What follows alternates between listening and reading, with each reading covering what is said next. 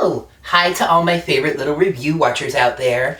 I'm Shauna Lee Fowler, and welcome to another Power Rangers Dino Charge episode review. This is going to be fabulous. Hey guys, so you're probably wondering what's going on. Oh my god, you are so right, you delightful little robo thing. Okay, so remember a little while ago when this guy had to zap me with a beam that brought me back from being like a brooding caveman type?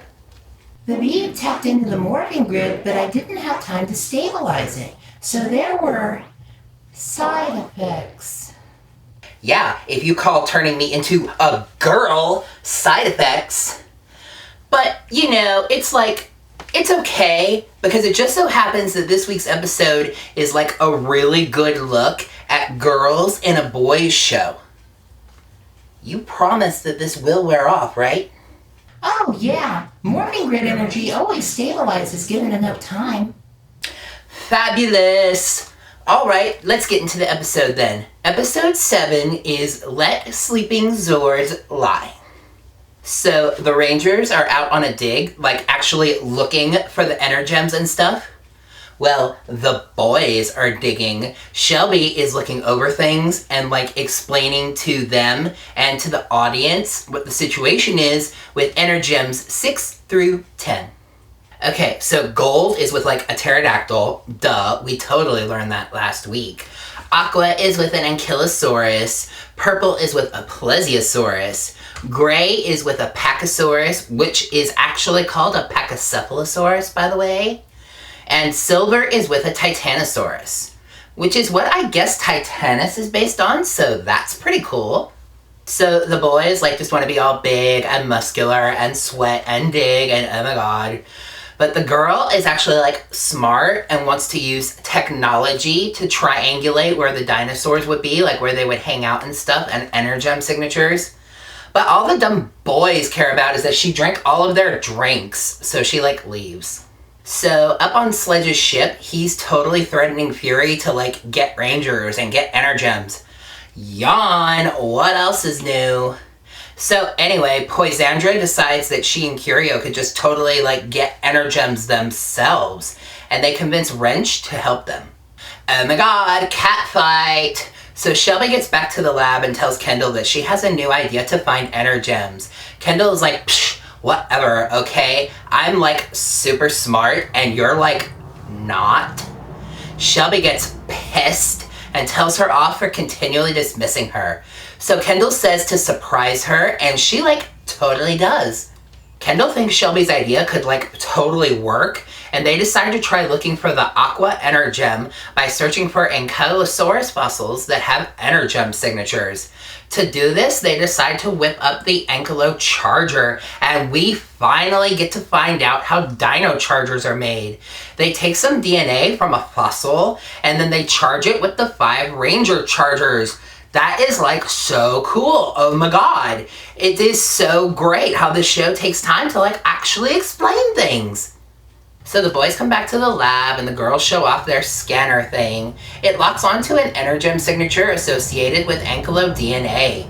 It's really big though, so instead of the Energem, it might be the Ankylozord itself.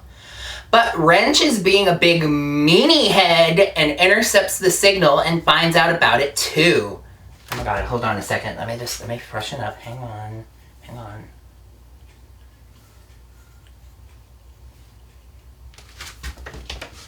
Fabulous. Okay. Holy moly. Oh my god, Chase, you are so funny.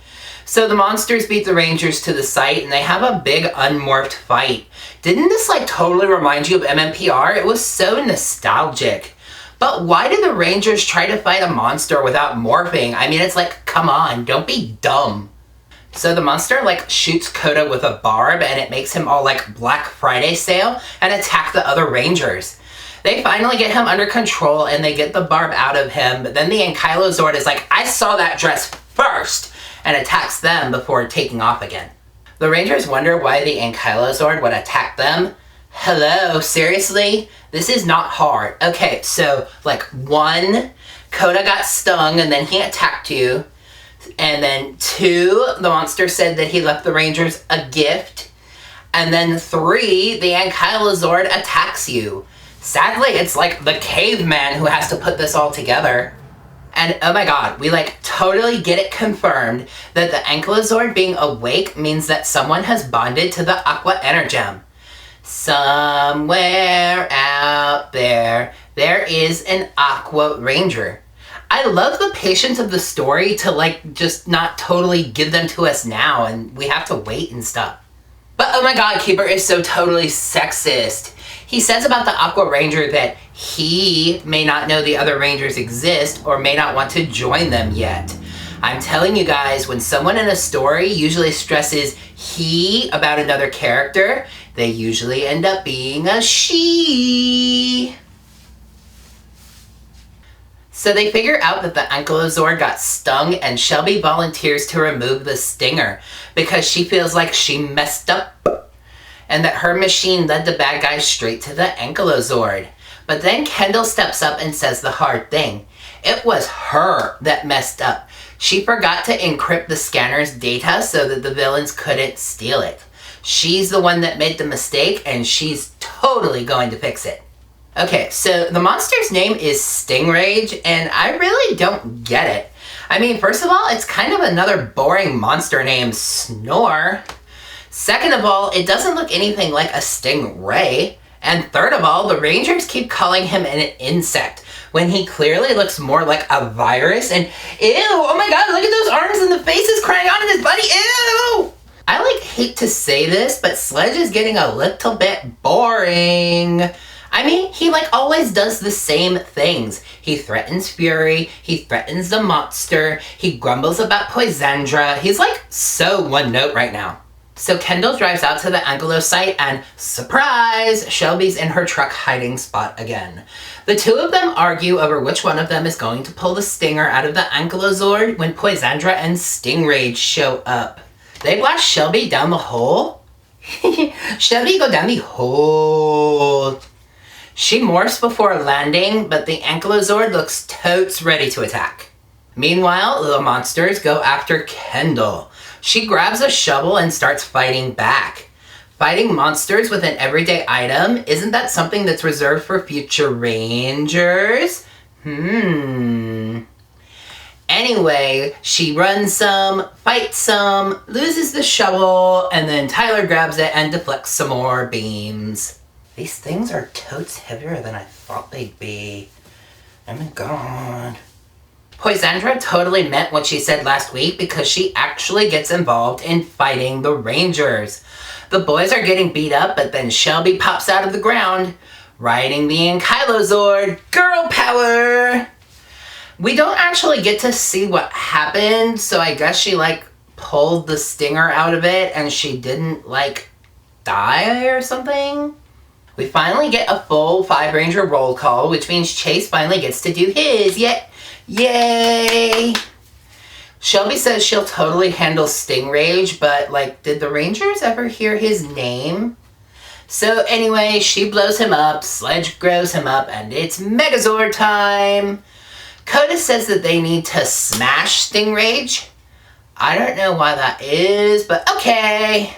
Shelby has the Ankylozord hook up with the Dino Charge Megazord. Gotta love accessories. And this forms the new Triangular Formation. That's the first formation name that's kind of hard to say. After the Megazord uses the Tricerazord's drill arm, the Rangers use the Ankylozord final...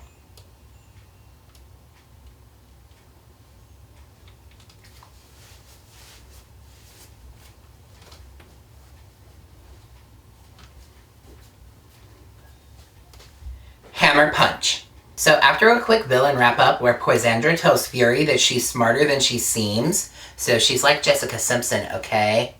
We wrap things up at the cafe. The machine's totally been fixed so it won't give away data to the bad guys anymore. The Rangers are talking about Energems when this chick walks up to deliver their drinks. She's... Whoa. I feel like kind of weird. I think...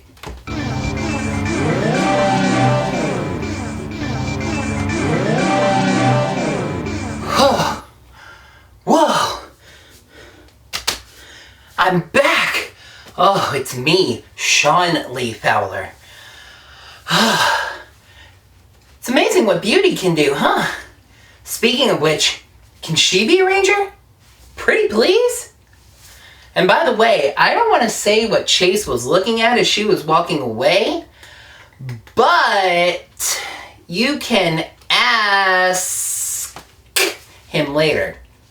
The episode wraps up with a little bit of highbrow humor. As thanks for coming up with the scanner idea, Kendall, or as she says, the museum, has a gift for Shelby, a fossil from her favorite dinosaur, the Triceratops.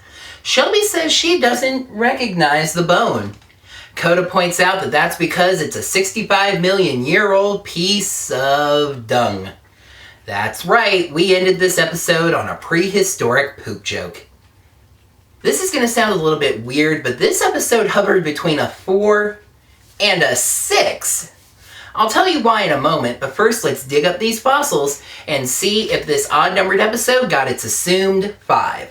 Episode 7, Let Sleeping Zords Lie.